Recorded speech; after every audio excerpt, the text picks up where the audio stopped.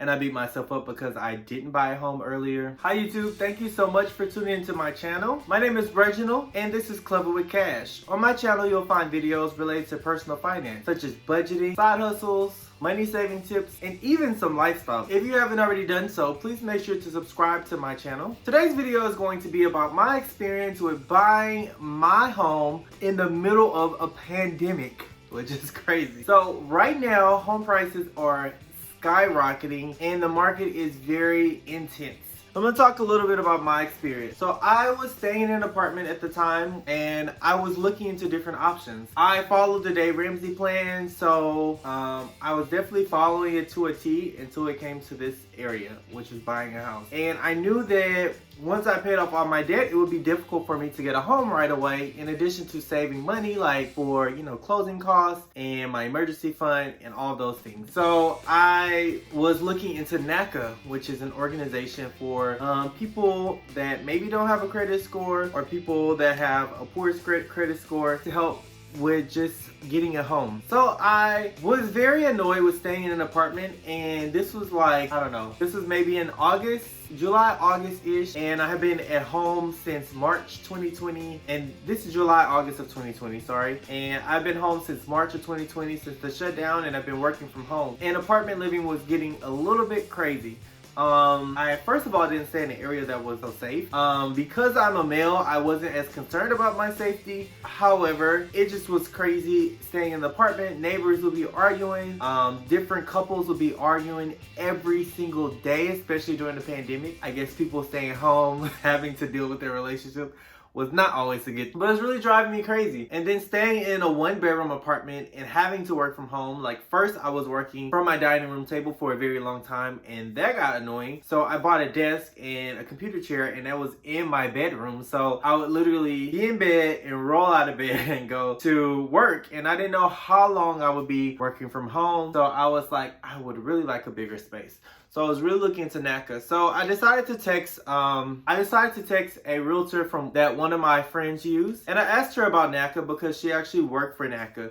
And she was like, why do you need to do NACA? I can get you in a home very quickly. So I just did the pre-approval, and this was, I think, in August of 2020. And I was just wanting to see what I qualify for. Next thing you know, I am looking for homes. I looked at so many homes. Yeah, so that process was crazy. But yeah, so pre-approval, I was pre-approved, and my initial budget for buying a home was $150,000. I did qualify for a down payment assistance program, so I wasn't concerned about that, even though I was in baby step 1 and baby step 2, and I did not have, the down payment or fully funded emergency fund. So then we started to look at houses, and the very first house we looked at is in the same suburban city that I stay in now, outside of Houston. And as we're in the house, I was like kind of weirded out because I wasn't ready to buy a house, but I'm looking at houses because I just wanted to see what I qualify for.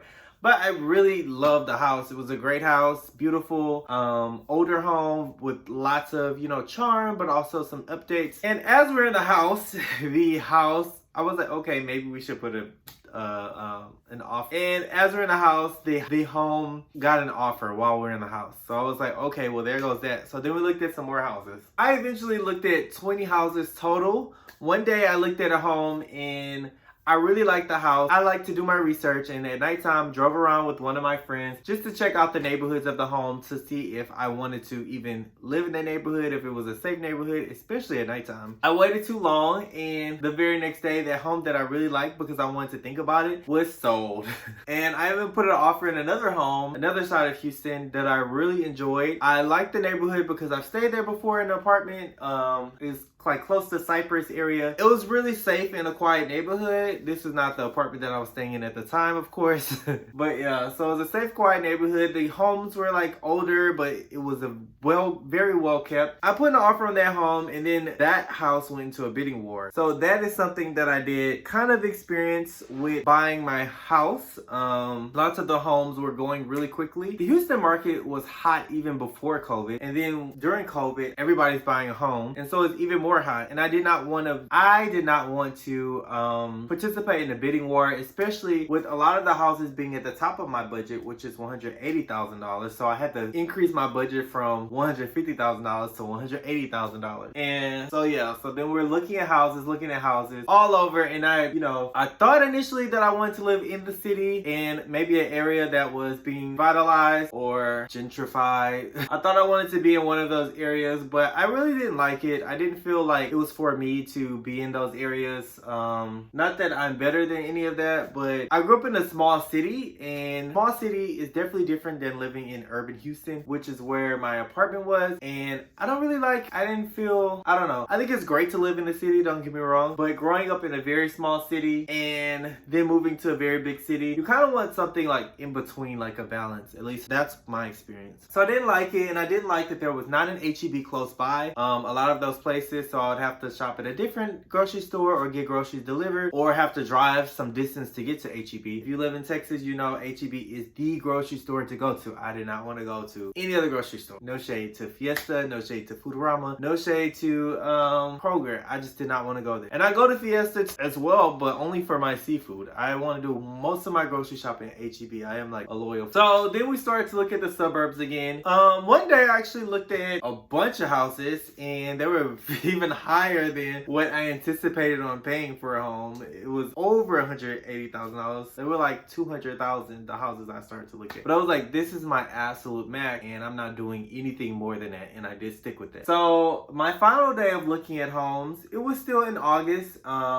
And I saw 3 houses that I really liked. One house was the most expensive house in the neighborhood, and it was $200,000. But then you go to the next street over, and the houses are not so good. So I didn't think that would be a good investment for me. However, the other 2 houses, other house that I liked, was in the suburbs. It's actually in the next subdivision over. It's just a little bit more established neighborhood, a little bit older homes that were built in, I think, the 80s. And I was like, I would really like to live there, but there was just so many renovations that I would have had to do. But I did put in an offer there, and I put in an offer in the home that I currently live in, which is a subdivision that was built in the early 2000s, and they're still making extensions to my subdivision now. So it's a much younger neighborhood, but even people are still building homes today. So it's very much growing where I stay. So I did put in offers in both places. Both did accept my offer, but I chose the newer neighborhood. And why I chose to stay in the suburbs is because it's very quiet. It reminds me of, I grew up in Beaumont, so a very small city. It kind of reminds me of a blend of, Beaumont, but also a blend of the city, because I literally have everything that I need in my neighborhood. So I don't have to leave my neighborhood if I don't want to. HEB is down the street, like 10 minutes away. We have like 5 pools in my subdivision that we can go to. I think 2 or 3 gyms to go to. We have a golf course. So I really like the amenities of it. That's what really sold me, and it's still in the same school district as the other home, and they're both in the Fort Bend area. And I like the Fort Bend area because it is very much diverse. You have 25% African American, 25% Asian, 25% white, 25% Latino. So a very, very diverse area to live in. And I figured one day I'm gonna want kids or rent it out, and people that want to rent out my home will have kids, and it's a great area to have schools in. Now, I'm not saying that I'm big on like where schools are, but I was thinking about that from an investment standpoint. Because I am a teacher, I don't think it matters where my kids go to school. I know that they could be successful anywhere that they go. And the same for myself growing up. Like, I went to schools that some people would deem as not so good schools, so I wasn't too concerned about that for my own self. But I know that looking at it from an investment standpoint, it's a good selling point for the house, and it's also a good selling point to rent out. But during the home buying process, my emotions were all over the place. I know that you're gonna see that whether you're buying a home in the pandemic, which it may or may not be over, but when you're watching this video, whether you're buying a home in the pandemic or you're not buying a home in the pandemic, you're gonna have so many emotions, because you're gonna see a home, and then the home can just disappear like that because someone else has put in an offer or bought the home, or maybe the home doesn't pass inspection. So there was just so many ups and downs during the home buying process. But I want to say I got my pre-approval in August. August, and they accepted my offer by the end of August. They wanted to close on my house in September, but I wasn't quite ready to do September because my lease wasn't up until February. I ended up closing in October, and they also gave me a little bit more time because when you close, regardless of when you close, during that month, 2 months later, you have to pay your mortgage. So if I would have closed anytime in September, I would have had to pay my mortgage starting in November, whether I closed in the beginning of the month or the end of the month, which is when they wanted me to close. Yeah, that was also another thing. But since living here, I do not regret it at all. Even though I've only been to the gym once, I don't regret it, but I've been to the pool multiple times. It's a great place. You know, I've had friends come over multiple times and we just go to the pool. My family comes over and we go to the pool, and it's just, you know, great to have. It's kind of like we have miniature water parks in our neighborhood. I was able to get out of my lease, and just talking to them, I did sacrifice my deposit and my pet deposit, which is completely fine. But I did pay them for the full month of October, even though I moved out in October. And so that's how I was able to get out of my lease easily without any penalty. So I'm sure they were able to. They got a full month's rent for October, and they had the whole month to prepare the apartment for someone else moving in November. So I think they got a great deal out of it as well. So it was a win-win situation. And when moving out, I had plenty of time to move out because of that. But I didn't take the whole month of October to move out. October 1st was my closing date, and I had the mover scheduled for that same day. I was living in my house that same day. But when I didn't have furniture, of course, I had my apartment furniture, but I left a lot of my stuff, you know, by the dumpster to give to other people, and I gave away like my washer and dryer to neighbors that were moving in. I gave a lot of my stuff away. The only things that I really kept is my computer desk, because I was still working from home, like my bookcases, because at the time I was in school for educational diagnostician, but I'm also a teacher, so I need to have books. I kept my dining room set because I needed a dining room table, and I've had it for a very long time, but it's really good quality. It's solid wood. I bought it back in 2011, and it's still lasting me, and I may like revamp it to make it look more modern, but it's fine with me. And I brought my box spring and my mattress so that I can have a place to sleep. And I have a mattress frame, so yeah. So I literally moved into my house, and the first night I was sleeping on the box spring, no, on the mattress on the floor, because I wanted to shampoo this carpet beforehand. So I went to Home Depot. I rented a carpet shampooer and put it in my car, my 2-door car. It's so small, but I did it, and I shampooed the carpet, and then I let the carpet dry, and then I was able to move into my bedroom. And I've been buying stuff piece by piece, and because I'm paying for everything with cash, it's taking me a little bit longer to furnish my house than it did for my apartments, because I used to pay initially when I first, you know, was living in apartments, I financed things, and so I've of course gotten away from financing. I don't finance anything at all, of course, except for my mortgage. But that's the only thing that I have. But I feel that a mortgage I think that that's a good investment. I don't think you can compare a mortgage to financing a chair. So, but from the time where I bought my home till which is October 2020 to August 2021, my house has gone up by $35,000. That is insanely large. Like, I've gotten so much appreciation, and I have not put $36,000 into my home, and that's according to Zillow, the Z estimate. So not necessarily the home value, but the market value, I guess, went up immensely. Part of that is because lots of people are buying homes right now, but also part of it is because my neighborhood is growing a lot, and I did buy the least expensive house in my whole subdivision. Well, I don't know about my subdivision. I bought the least expensive house in my area. So on the street, I have probably the smallest floor plan, and there are 2 other houses with the same floor plan as mine. But that's a great thing to do when you're buying a home. That's something I really wanted to look for, and my realtor did as well, because if you do anything to your house, your value is just gonna go up. If you have the most expensive house and then you make a lot of renovations, the neighborhood may not catch up to those renovations that you're making. But if you buy the smallest house or the least expensive house, anything you do to your house is going to add value, and the neighborhood has already surpassed the value of your home. So I think that that's the most smart thing that you could do. Buy like middle range or lower range of the neighborhood. Do not buy at the top of the neighborhood, and there's no point in doing that. And also, I forgot to add another amenity of my house. I didn't even talk about what my house is like. So I guess this video is going to be longer than I expected. But I got a 3-bedroom, 2-bath house. I use 1 bedroom as my office area. And I'll probably keep it as my office. And I think I want to add like a day bed to it so that guests can still stay in here. And I also use one of the extra bedrooms as my guest room. I use the owner's suite as my bedroom, of course. And of course, I have a guest bath. I don't have a formal dining room, which is fine with me because that's less furniture I have to worry about. I have a great room area where, and then I think about too, like growing up, we had a great room and we had a formal dining room. We never used the formal dining room. I've eaten, like growing up, I ate in the formal dining room one time. And yeah. So like one house we lived in as a kid, we only had a dining room. We didn't have like a great room, and we did eat there. But yeah, so I'm not too bummed about not having a formal dining room. I could not care less.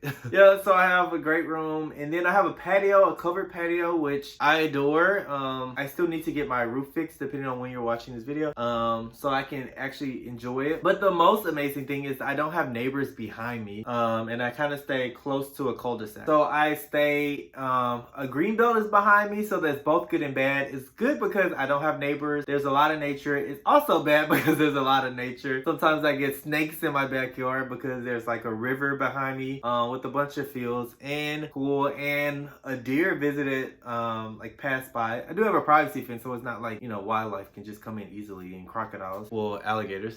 Deer did peep through like the middle of one of my fences. Yeah, but yeah, so that is a positive for buying a home. And I do like having a home and having a dog because I could just easily let the dog outside and not have to go walking, which I do enjoy walking because I do need to get my steps in. But if you don't have to, it's great to do that. And I've been gardening. I have a flower bed, and I just really like home ownership, and I like cutting grass. I grew up doing it and I hated doing it growing up because I had to do it, but now I appreciate it because it's a life skill, and I'm saving $40 a week or every other week on someone cutting my grass. So yeah, I can do all the landscaping stuff myself, so that's not a concern to me. Initially, I thought I would regret buying a home because I bought it during baby step 2, and I did initially regret it because it did delay my debt snowball. My goal was to complete my debt snowball by December 2020. That was like a goal that I made for myself years ago. Even before I even knew like what the debt snowball was, I made a goal to be debt free by December 2020. But I delayed it by 4 months. I became debt free in April 2021, and that last student loan, I had $4,000 on it, and I used teacher loan forgiveness. But yeah, so there are lots of different programs out there for teachers and first-time home buyers. I will include the link for the program that I use for first-time home buyers. It is Texas specific. However, that does not mean that there are not programs in your area. There are different programs. Each state has their own programs, and also each city and maybe even county have their own programs. So there are many programs out there, like the USDA program. There's like a teacher next door or the neighbor next door, great neighbor program for like teachers, first responders, where you can get a home up to 50% off, which I didn't use that program, and I kind of want to use that program if I can hurry up and pay this house off early and get one of those homes, because you can stay in a house. There are huge houses and slash the price in half. I think that's worth it, and you can, you know, fix it up if it needs to be fixed up and then eventually rent it out. There's NACA. That's a great program. NACA, I do like NACA because you do not have to be a first-time home buyer. You do have to stay in the home, but you can even buy a multi-family home, and you can do that with FHA as well. That might be one regret that I have, is that I did not get a duplex or a multi-family home. Houston doesn't have a big market for that, so I would have been limited to my options because I did not want to stay in certain areas in Houston. As far as commute, and then also for its familiarity as far as that goes. So I wanted to stick with like the Northwest Houston area, like Cypress, and the Katy area, and then the Southwest Houston area, like Fort Bend County, where I stay now, and the Loop inside of the Loop. So I didn't really want to venture out to like Pearland or East Houston or any other area. So that kind of did limit me as well, in addition to that. So, but yeah, there are lots of programs out there for you. Some programs for teachers, though, you have to be a teacher. So you cannot be an administrator, but they're a first-time home buyer program. So yeah, thanks to my realtor, I was able to go from pre-approval to closing in less than 2 months. It would have been even shorter period had I, wanted to close even sooner. But I hope that you found this video helpful. If you're buying a home during a pandemic or after a pandemic, I hope that you find it helpful. Home ownership, I will not say that it is an easy feat, but I do believe that it is a great way to have an investment depending on what market you're in, especially like the Houston area. It's a great way to build your wealth and your income, and you get equity really quickly in the Houston area. But yeah, I know some people say that home ownership is not for them, but I think about how my home value went up $35,000 and I haven't put $35,000 into my house. I haven't even paid that much on my mortgage yet. I haven't had that much in repairs yet. So that means if I were to sell my home today, I would get way more for it than what I paid for it. And I would earn the difference. Even with closing costs, I would have a huge profit. And that's owning my home less than a year when I'm recording this. So I just look at home ownership, and it depends on your situation too. Home ownership is long-term, not short-term. So I understand if you're staying somewhere and you don't plan on staying there very long. So I understand that renting is probably the better option. Like for college students, of course, renting is a good option. Young adults, of course, renting is a good option. Like, I beat myself up sometimes because I didn't buy a home earlier. But then I also think about my mindset when I was younger, in my early 20s, when I was 22. So even before turning 30, I was very much, everything was kind of short term. I would switch jobs very often. Like every 2 years, I would change jobs. In some cases, I would move every year. Besides like when I was in the dorm. So I understand that. But I hope that you find this video helpful. For more videos about personal finance and my debt-free journey in my life, living debt-free, besides my mortgage, which will eventually be paid off, make sure to subscribe to my channel. And please share this video if you think this will help anyone else. Thank you for tuning in to Clever with Cash.